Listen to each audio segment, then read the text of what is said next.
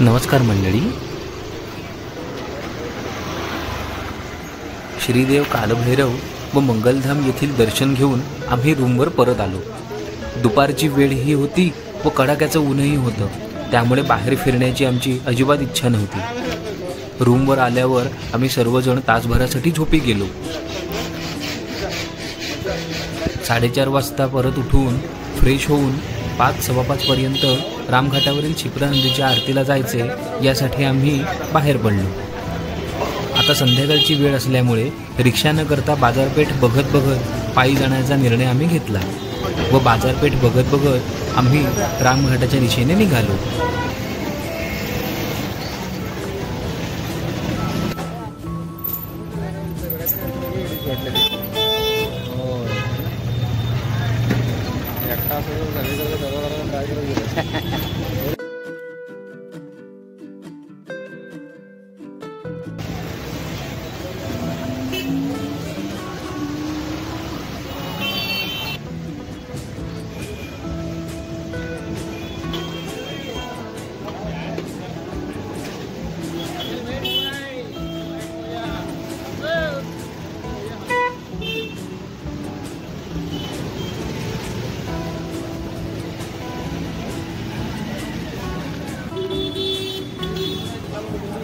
कधी जाऊया इथे? इथे बघूया भाई. बघून या ऐका जाऊन आलो ना.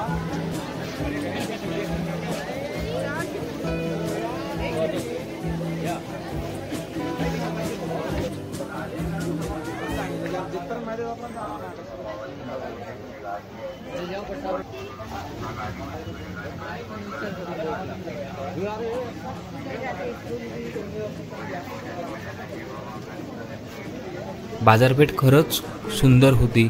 आजूबाजूला वेगवेगळ्या प्रकारची दुकानं होती आणि नवीन ठिकाण असल्यामुळे आम्हाला पण त्याचं कुतूहलच वाटत होतं.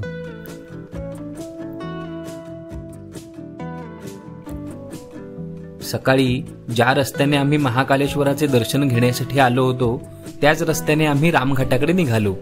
एका दिशेला महाकालेश्वर तर दुसऱ्या दिशेला रामघाट.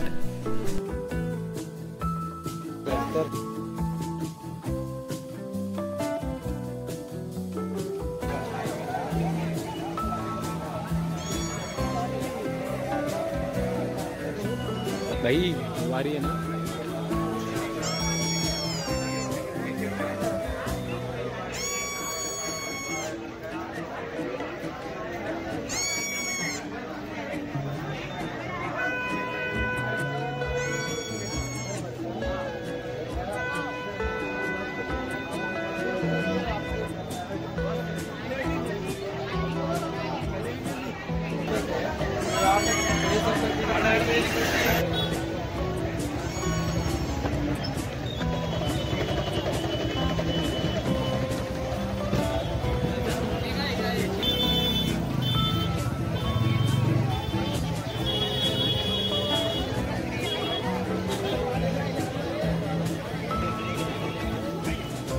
कुठे चालला तिकडे आलो.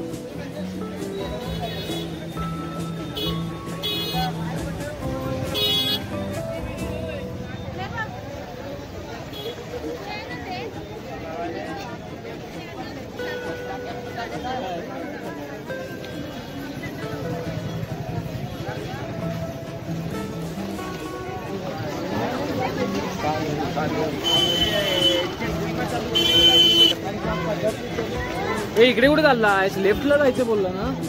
जाऊन दिलं भाई.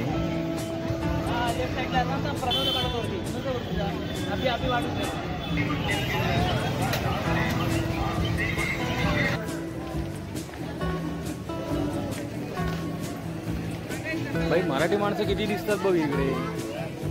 हा येतं आता कोण ना कोणतरी बोलताना दिसतच.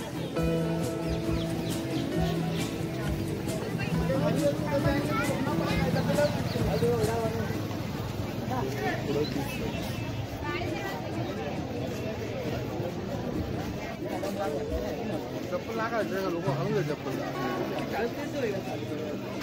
कुठं जाऊया आपण? ती आरती कुठे असणार आहे? तिकडे जाऊया, पाटील जाऊया आपण बघा. इकडे पण पायठ्याण्यात आहे. मस्त बसू आपण सगळं.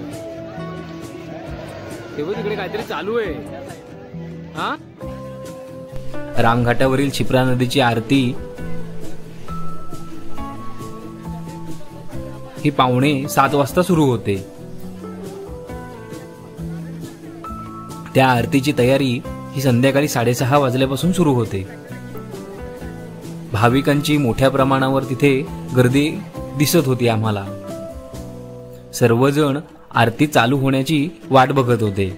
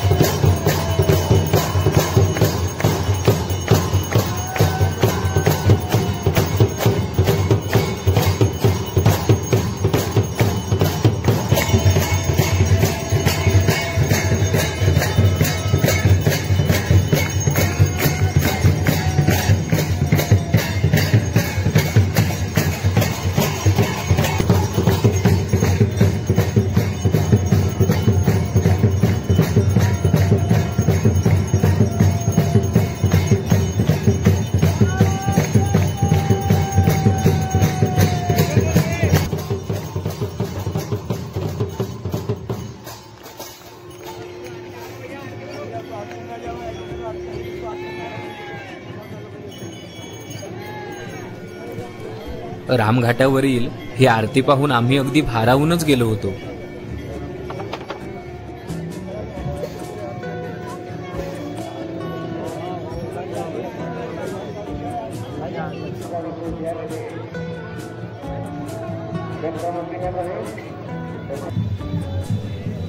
पण तोपर्यंत आम्हाला आठवण झाली की 7 वाजता हरसिद्धी मातेच्या मंदिरातील 1000 दिवे असलेल्या दीपमाळेचे प्रज्वलन असते.